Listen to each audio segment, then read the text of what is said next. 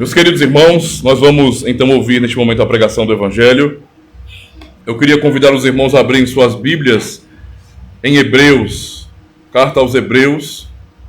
Vamos ler no capítulo 4, do versículo 14 ao 16 apenas.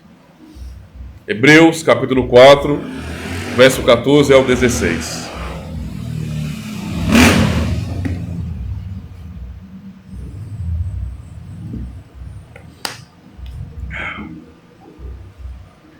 Diz assim a palavra do Senhor, irmãos.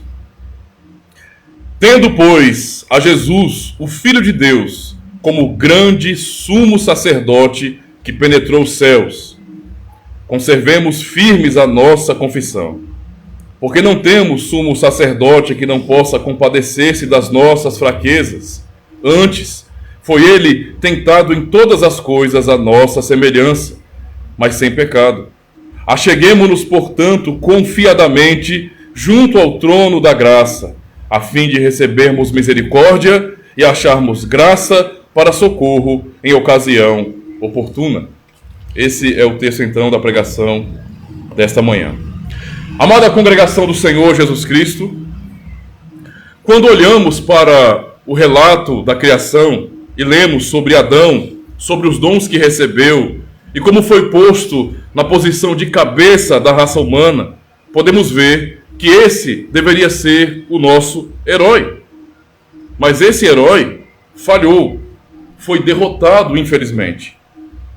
Não suportou a tentação do diabo e, tendo a sua natureza agora, a partir da queda, corrompida, não é? Gerou filhos corrompidos, e estes somos nós. Nascemos assim afastados de Deus, e na experiência de nossas vidas, jamais podemos dizer que nós, no lugar de Adão, faríamos diferente. Nós repetimos o seu erro sempre. Nós somos, por natureza, pecadores e demonstramos em nossa maneira de viver, nos nossos tropeços diários, não é? Como somos fracos. Mas quando olhamos para o Evangelho, somos levados a olhar, ao mesmo tempo, para outro herói. Olhamos para esse primeiro herói que foi derrotado, o nosso representante que perdeu, mas o Evangelho nos revela um outro herói, um herói que também foi o herói do próprio Adão, porque Adão, ele foi prometido.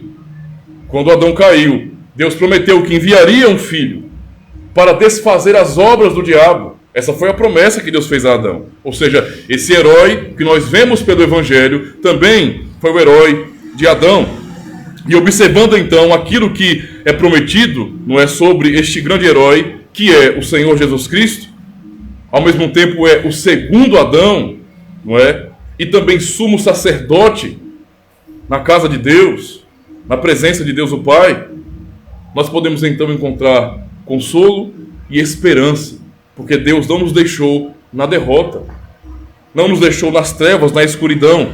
Hoje então iremos mais uma vez refletir, meus irmãos, sobre as consequências da obra de Cristo em nossa vida, e como isto é socorro na hora das tribulações, como aprendemos aqui já lendo o texto, não é, de Hebreus capítulo 4.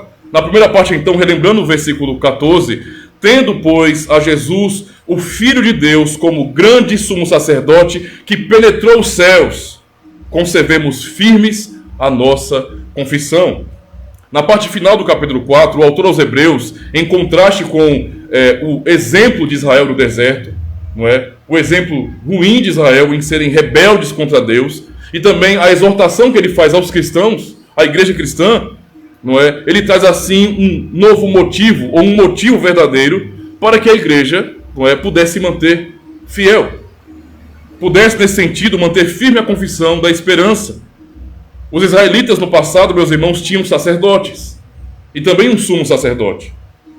E o trabalho que eles realizavam, não é, era de oferecer a Deus sacrifícios em prol do povo, representando o povo ali na presença de Deus. Ao entrar no tabernáculo, não é, o sumo sacerdote, então, com aquela autoridade e representando o povo diante do Senhor Deus, levava sangue, não é, ou seja, o sangue do sacrifício dos animais, por seus próprios pecados e pelos pecados do povo, esperando assim receber de Deus perdão, que houvesse confirmação que Deus perdoaria o seu povo. Esse trabalho realmente era muito importante e muito honroso, que ninguém podia tomar para si. Deus é quem tinha que chamar a pessoa. não é? Deus é quem chamava a pessoa. Eles tinham Moisés, eles tinham Arão e seus filhos, e na verdade toda aquela família de levitas para cuidar do serviço sacerdotal. E para o povo era uma grande bênção então ter esses oficiais, esses sacerdotes ali, não é? Que entravam no tabernáculo do Senhor. Mas o que é dito à igreja cristã? Eles tinham mediadores. Eles tinham, não é, aqueles homens separados por Deus para o ofício sagrado, não é, no tabernáculo. Mas o que então dizer sobre a igreja cristã? O que é dito a nós como cristãos hoje? Não é? Que temos um grande sumo sacerdote. Ou seja, o Senhor olha para nós e fala, tal como os hebreus no passado tinham sacerdotes, vocês têm. Só que agora é um único sacerdote, o grande sumo sacerdote. E é assim que o Senhor fala com a igreja, não é? Sacerdote esse que não é simplesmente um homem, como os demais que eram limitados e tinham que ser constantemente substituídos. Ser um sacerdote era um ofício, era um trabalho. Você era chamado, não é? Porque era parte daquela família levítica, e então, chamado, exercia o seu ofício, e então também você jubilava. Quando não aguentava mais trabalhar no tabernáculo, jubilava, depois chegava a velhice e morria, e outro tomava o seu lugar. E assim era de geração em geração, tempos em tempos. De tempos em tempos. Mas o sumo sacerdote que Deus providenciou para nós não é simplesmente um homem, e não está limitado como aqueles, não é? E é isso que aprendemos sobre o nosso Senhor Jesus Cristo, ou seja, o sumo sacerdote que Deus providenciou não é simplesmente o homem, mas é Deus. É o próprio Deus, é o Filho de Deus, não é? Que habita, ou que habitou, não é, do passado com as pessoas, com o seu povo, e continua nesse sentido a habitar conosco, pois é Deus Todo-Poderoso, não é? E habita em nós por meio do Espírito Santo. Este sumo sacerdote que é Filho de Deus, ele não entrou em um tabernáculo, ou no templo que foi projetado ali no período de Salomão. Ele não foi para realizar aquele trabalho sacerdotal na antiga aliança, que era muito mais simbólico, tipológico, que apenas ensinava, não é, catequizava as pessoas sobre Jesus Cristo, sobre a obra de Cristo. Não. Ele entrou, na verdade, não é, no verdadeiro tabernáculo. No tabernáculo que está nos céus, na presença de Deus. Foi ali que ele entrou. O sumo sacerdote entrava num tabernáculo feito por mãos humanas, limitado. Mas Cristo entrou no próprio céu. É isso que aprendemos aqui. E isso realmente nos dá um novo entendimento, uma esperança muito mais profunda quando pensamos no sumo sacerdote, não é, para a igreja. Essa então é a base de nossa confiança que o autor aos Hebreus está trazendo para a igreja aqui. A base da confiança, o fundamento de nossa fé, o nosso cabeça pactual, o sumo sacerdote é o próprio Filho de Deus e está nos céus, no verdadeiro santuário. Se aqueles hebreus tinham então grande bênção em ter os sacerdotes ali para cuidar do serviço sagrado e para representá-los diante de Deus, e aquilo era visto com tanta seriedade, e para aqueles que realmente criam na promessa de Deus, como Abraão, não é? Aquilo era tão esperançoso, tão esperançoso. Imaginem que judeus, que hebreus ali, israelitas fiéis, que amavam ao Senhor e criam na promessa de Deus, como Abraão, eram legítimos filhos de Abraão, e então quando ofereciam um sacrifício, quando levavam seus animais, não é, em prol de seus familiares, eles faziam aquilo realmente de todo o coração, com fé, confiando que Deus, não é, perdoa, que Deus abençoa o seu povo. Mas agora imagine o que é saber que o Cordeiro de Deus, o verdadeiro Cordeiro, o seu próprio Filho, não é, derramou o seu sangue como um sacrifício perfeito, e ele entrou então na presença do Pai Todo-Poderoso, no próprio céu. Isso nos traz então razões profundas para mantermos firme a nossa confissão. Isso é realmente um consolo para nós, porque não é fácil manter a nossa confissão. Falar, irmãos, é muito fácil. Nós podemos aqui simplesmente, diante da comunidade, assumir publicamente a nossa fé. Eu creio em Jesus Cristo. Eu quero viver para Cristo, eu quero glorificar a vida dele, não é? Quem ele é. Mas manter isso não é uma tarefa fácil. Nós pessoalmente sabemos, não é, dos nossos desafios diários para manter, não é, a glória de Cristo em nossas vidas, para honrá-lo em nossas vidas. Nós sabemos como somos tentados, como caímos muitas vezes. Nossa consciência pesa, temos que pedir a Deus perdão todos os dias. Sabemos quão difícil é manter a nossa confissão. Eu creio em Jesus Cristo, mas quando tribulações vierem à minha casa, à minha vida, meu coração é abalado por conta disso. E eu desanimo de continuar seguindo no caminho do Senhor, porque eu sinto que o peso é grande demais. É um peso enorme que me pressiona. E acabo desistindo muitas vezes. Nossa experiência é assim. Porém, a palavra do Senhor nos dá uma razão para não desistirmos, para mantermos firme a nossa confissão. E a razão é: Cristo é o nosso sumo sacerdote. Cristo, aquele que intercede por nós, está à destra de Deus Pai Todo-Poderoso. E então temos a confiança de que sua intercessão por nós é perfeita, não pode ser interrompida, ele não morrerá, não é, tendo que ser substituído depois. Não, ele permanece para sempre. O seu trabalho sacerdotal para nós é eterno. Enquanto ele estiver nos céus, enquanto ele for o nosso sumo sacerdote, nós nunca mais precisaremos ter medo.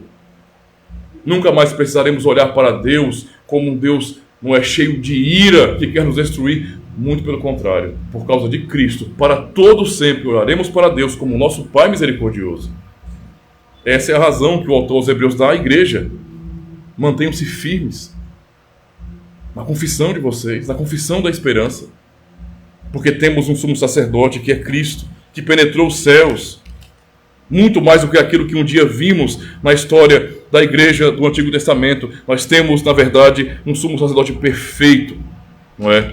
Por isso podemos conservar firme a nossa esperança. No verso 15 nós lemos: porque não temos sumo sacerdote que não possa compadecer-se das nossas fraquezas. Antes, foi ele tentado em todas as coisas, à nossa semelhança, mas sem pecado. Lembra do que eu disse, que o sumo sacerdote entrava no tabernáculo e no Santo dos Santos, especificamente, levando sangue, não só em favor do povo, mas também sangue em favor da sua própria vida, para ele pedir a Deus perdão pelos seus próprios pecados. Os sumos sacerdotes eram pecadores, como todo mundo. Necessitavam da misericórdia de Deus, foram separados por Deus, não é? Mas eram pecadores, como qualquer um. Talvez, pensando então, não é, nessas questões, e para hoje mesmo em nossa vida, possamos ouvir que Cristo é Deus Todo-Poderoso, não é? Talvez, quando ouvimos isso, que Ele é, na verdade, não é, Deus Todo-Poderoso, Criador, cheio de glória, santo.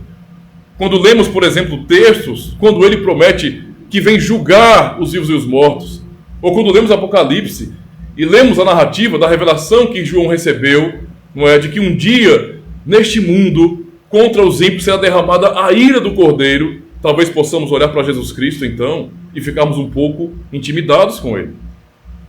Ficarmos um pouco receosos de buscarmos a Ele em oração.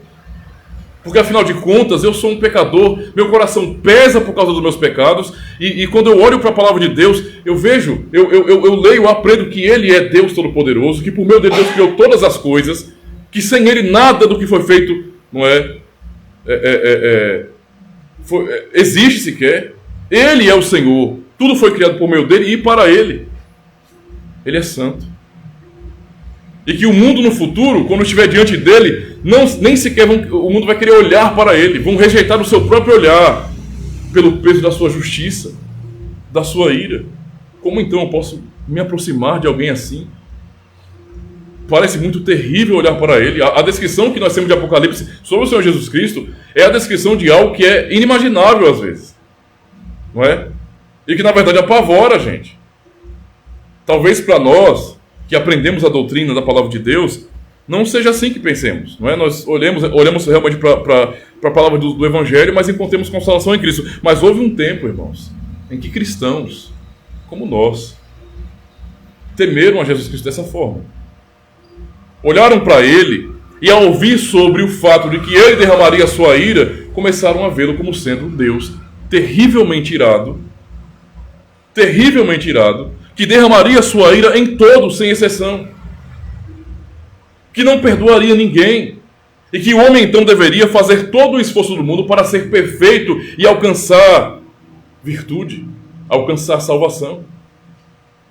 Essa foi a Idade Média.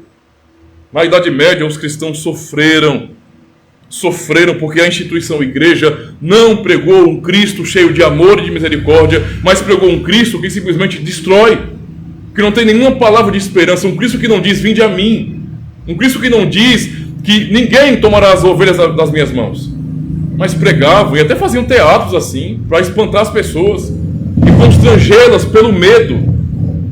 Pelo medo.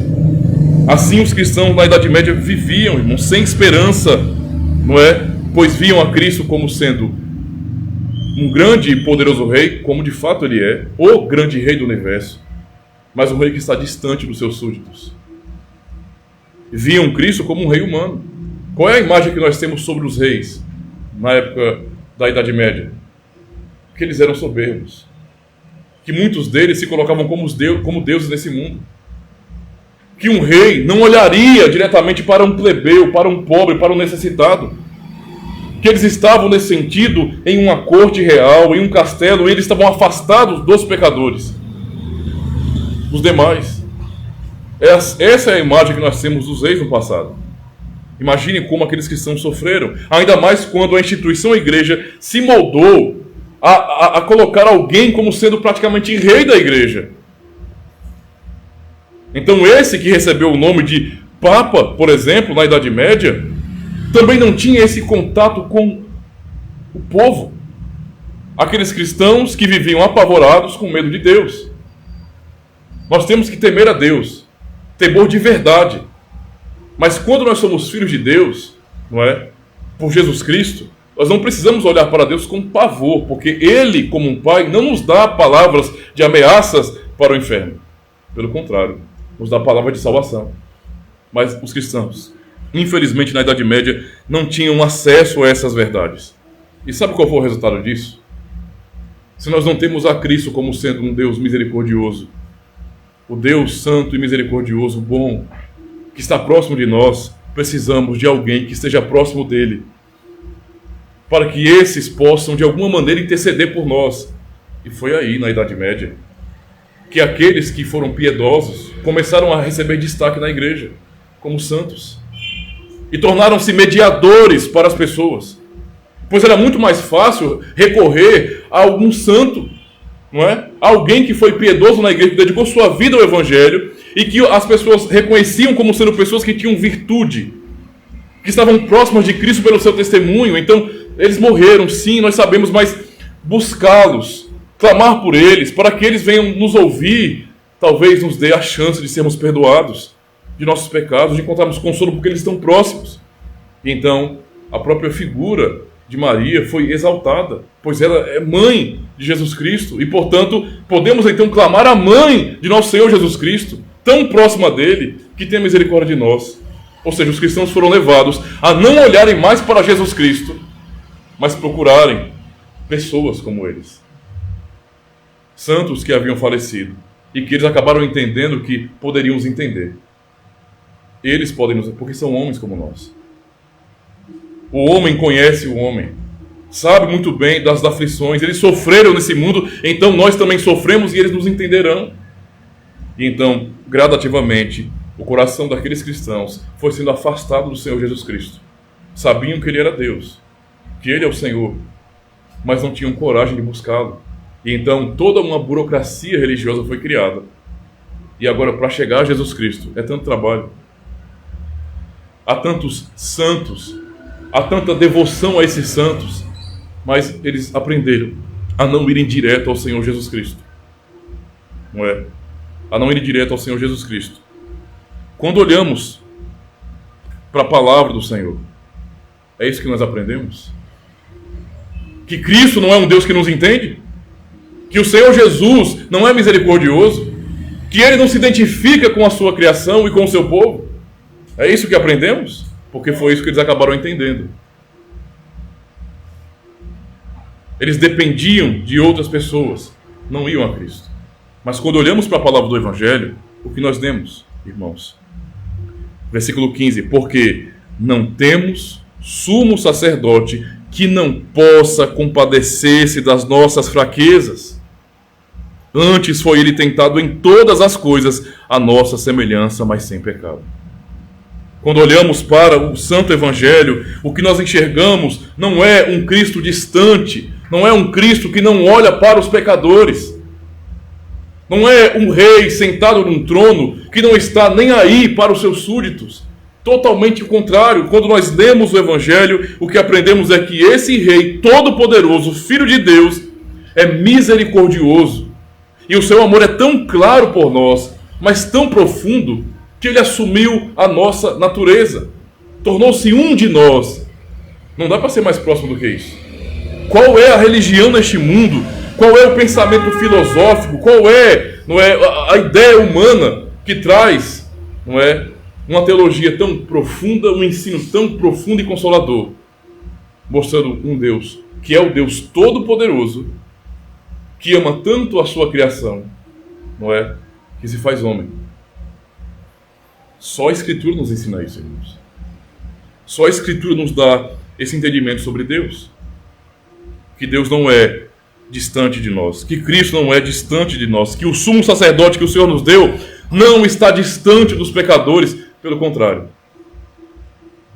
Ele conhece as nossas dores, as nossas fraquezas. Ele foi tentado à nossa semelhança, não é? E então ele se compadece de nós. É isso que aprendemos aqui no Evangelho, não é? Esse é o sumo sacerdote de nossas almas, o Todo-Poderoso, que conhece nossa estrutura e sabe que somos pó, como aprendemos no Salmo 103. E que não vira o rosto, que não simplesmente nos ignora, pelo contrário, se coloca à nossa disposição como aquele que intercede por nós, todos os dias. Não foi o que ele prometeu? Quando enviou seus discípulos ao mundo, eis que estou convosco todos os dias até a consumação do século. Não haverá um dia em nossas vidas, neste mundo, que possamos sequer cogitar em nosso coração: Cristo não me ouvirá. Não há um dia sequer. Toda vez que nós clamamos ao Senhor, Ele nos ouve. Nossas orações não são desperdiçadas, porque Ele é misericordioso, e é isso que é revelado aqui na palavra do Senhor. E reparem, um detalhe, meus irmãos. Diferente de nós, Deus, Ele não precisa de sentidos para conhecer alguma coisa. Quando Deus disse a Adão que se ele comesse do fruto da árvore do conhecimento do bem e do mal, ele morreria, não é? Deus falou com propriedade daquilo que ele sabia. E isso não significa dizer que Deus praticou o mal para conhecer o mal. Nós conhecemos o mal pela prática. Entende? Deus não precisa dos sentidos. Nós precisamos dos sentidos. Nós precisamos ver, ouvir, tocar, sentir. É assim que a nossa mente recebe as informações, nós processamos e compreendemos. Nós dependemos dos sentidos. Mas Deus não precisa de fazer alguma coisa. Ele simplesmente sabe de tudo, porque toda a informação, todo o conhecimento emana dele, do Filho. Conhecimento é revelação, e revelação vem de Deus. Então ele não precisa fazer, ele sabe. Então Deus, nesse sentido, em termos de conhecer as nossas fraquezas, não precisava tornar-se homem para saber o que nós sofremos. Ele sempre soube que nós somos pó, que nós sofremos.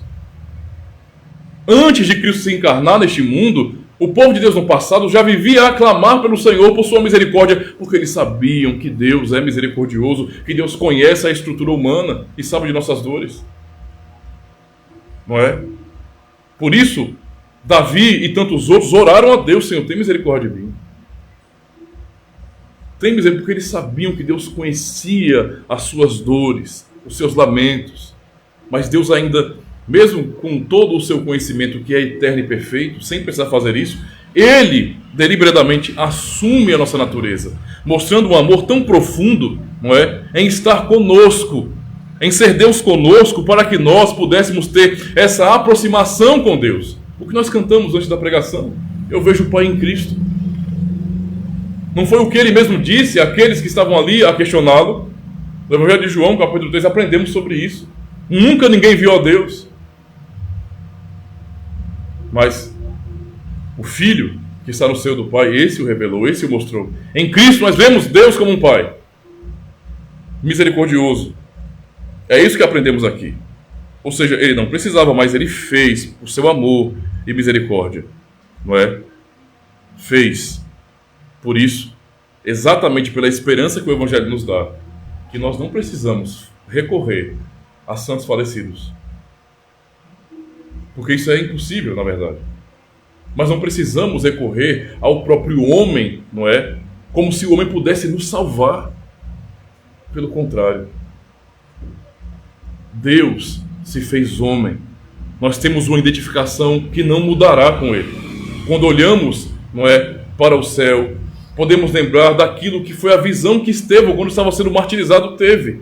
Ele viu o Filho do Homem assentado à direita de Deus Pai. E podemos lembrar sempre que no céu, assentado à direita de Deus Pai, há um homem como nós. O Deus homem que assumiu nossa natureza.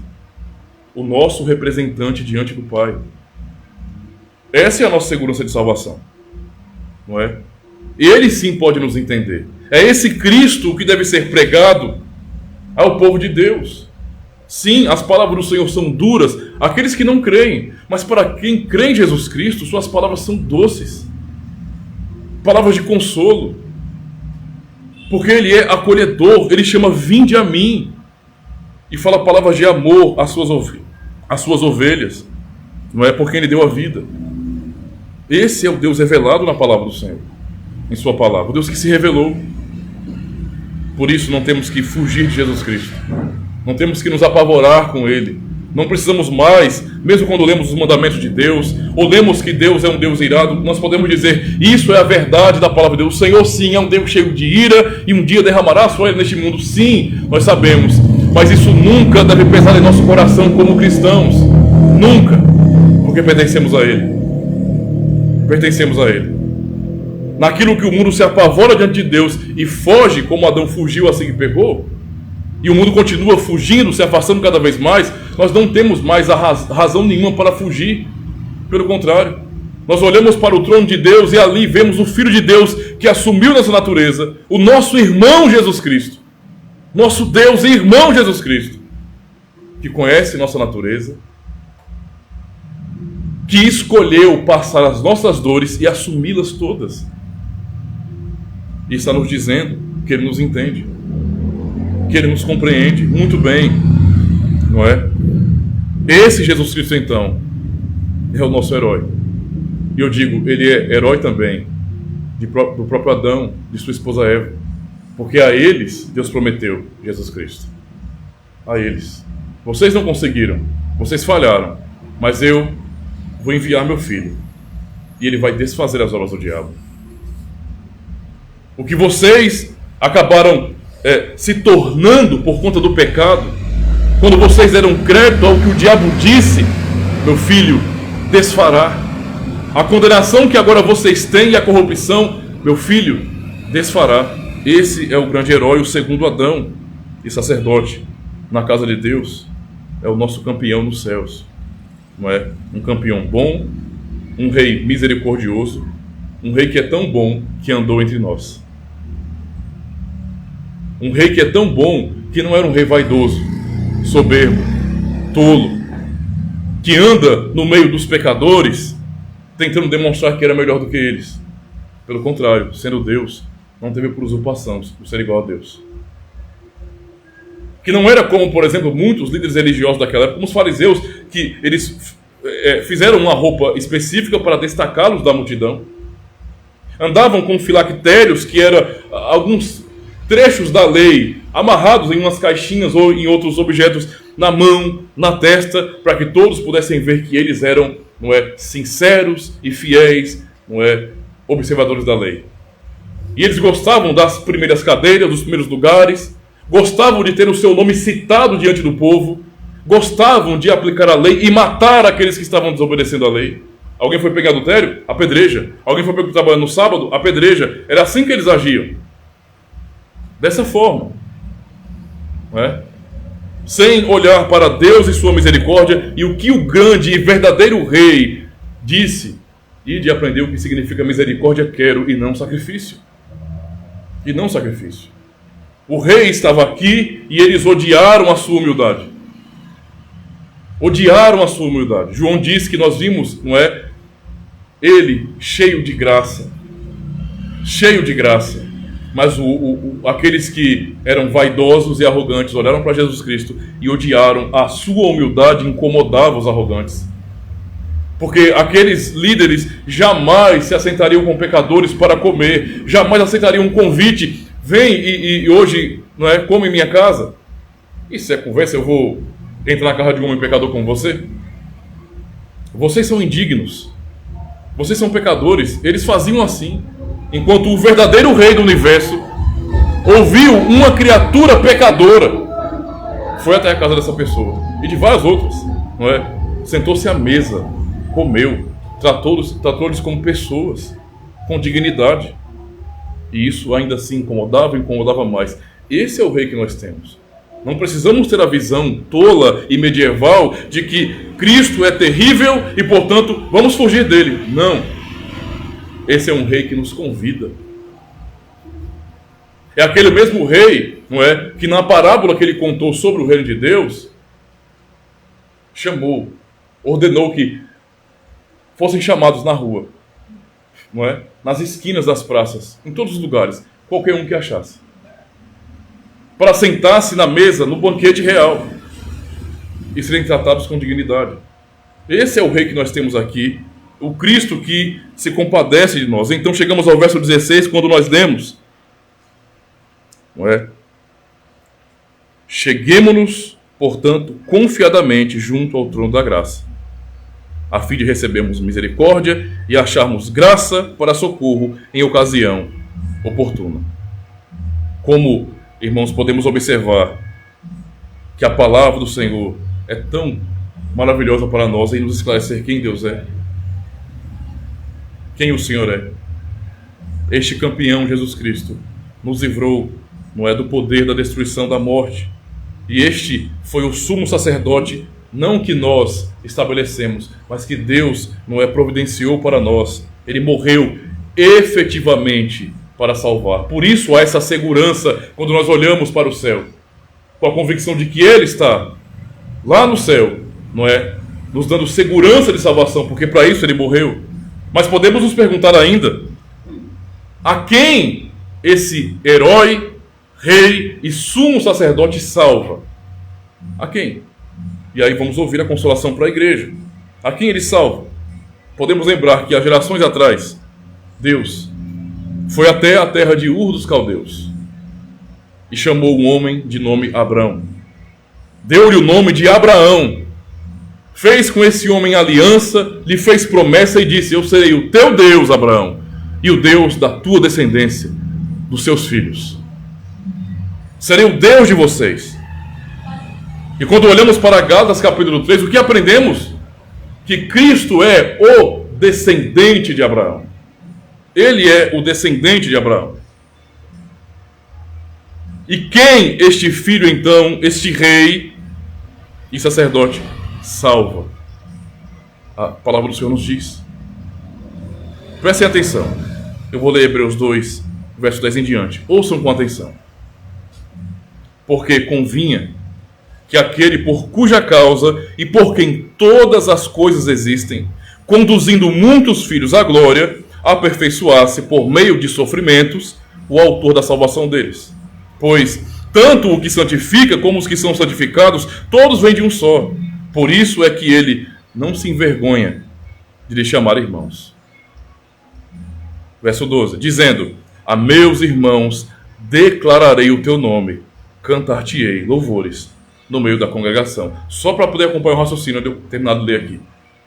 Veja, o que é que Paulo diz? Que Jesus Cristo é o descendente de Abraão. E ele está dizendo: eu vou declarar o teu nome, falando do Pai, aos meus irmãos. Eu não me envergonho de chamá-los irmãos. Cristo é o filho de Abraão. Quem nós somos pela fé? Continuemos. Verso 13. E outra vez, eu porei nele a minha confiança. E ainda, eis, aqui estou, e os filhos que Deus me deu. Verso 14. Visto, pois, que os filhos têm participação comum de carne e sangue, destes também ele igualmente participou, para que por sua morte destruísse aquele que tem o poder da morte, a saber, o diabo, e livrasse todos que pelo pavor da morte estavam sujeitos à escravidão por toda a vida. Agora, presta atenção nesse versículo. Verso 16. Pois ele, evidentemente, não socorre anjos. quem ele socorre? A descendência de Abraão.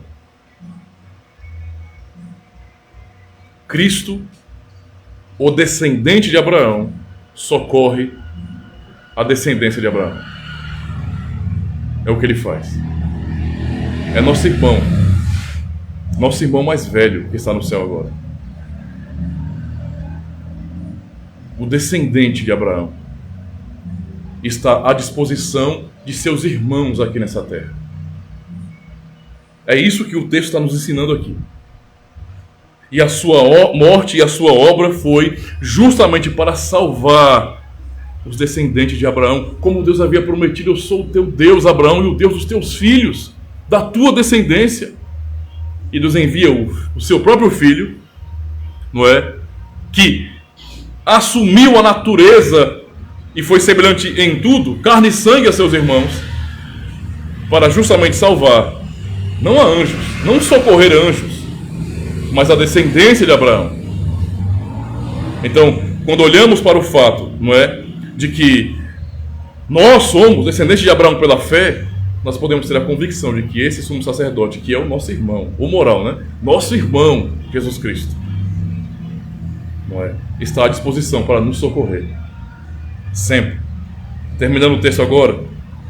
Por isso mesmo convinha que em todas as coisas se tornasse semelhante a seus irmãos, para ser misericordioso e fiel sumo sacerdote nas coisas referentes a Deus e para fazer propiciação pelos pecados do povo, pois naquilo que ele mesmo sofreu, tendo sido tentado, é poderoso para socorrer os que são tentados. É exatamente isso então que lemos na palavra de Deus. Por isso, irmãos, nós podemos confiar nas palavras e colocá-las em prática em nossa vida, porque ele salva a descendência de Abraão. O verso 7 de Gálatas 3, os da fé é que são descendentes de Abraão. Não é? E no verso 29 ele diz: e se sois de Cristo, também sois descendentes de Abraão e herdeiros da promessa. Herdeiros segundo a promessa. Ele está nos céus para interceder por nós, sua igreja. Salva essa descendência de Abraão. Relembrando mais uma vez a razão de nossa esperança então nesse texto, verso 16: acheguemo-nos, portanto, confiadamente junto ao trono da graça, a fim de recebermos misericórdia e acharmos graça para socorro em ocasião oportuna. Em Cristo nos achegamos ao trono de Deus. Ao trono de Deus. Quando nós lemos Apocalipse, estou concluindo agora, nós lemos sobre o grande trono de Deus, não é? E quando lemos Apocalipse, ficamos, às vezes até, se você vai ler com seriedade e imaginar, é inevitável você não imaginar, né? Você está lendo com atenção, você vai imaginar. Você imagina um trono tão poderoso, tão grande, que foge dele toda a terra, céu e terra. E você imagina que o mundo vai ficar apavorado diante do trono de Deus. Mas nós temos acesso a esse trono desde que o nosso Senhor Jesus Cristo morreu na cruz e subiu aos céus. Hoje nós estamos nos achegando ao trono de Deus, que é chamado aqui de trono de graça para nós. O que será terrível para os ímpios no futuro, não é para aqueles que não são de Cristo, não é terrível para nós, porque já agora temos acesso a esse trono. Não um trono que representa juízo em nossas vidas, mas graça, para encontrarmos socorro em ocasião oportuna. Por isso não precisamos ficar tímidos, irmãos. Podemos ir ao encontro da graça de Deus, pelas orações e pela súplica em adoração, pois temos grandioso, não é, no grandioso trono de Deus, o homem Deus, o sumo sacerdote de nossas almas, o descendente de Abraão, que resgata os filhos de Abraão, que salva a sua igreja, o seu povo, aqueles que creem em seu nome. E ele continua a dizer: vinde a mim. Suas palavras não mudaram para nós. Nele encontramos então descanso, não é, para nossa alma, paz e socorro sempre. Nosso Senhor Jesus Cristo, aquele que não se envergonha de nos chamar de irmãos, é que temos segurança e paz em Deus, o Pai. Amém? Amém.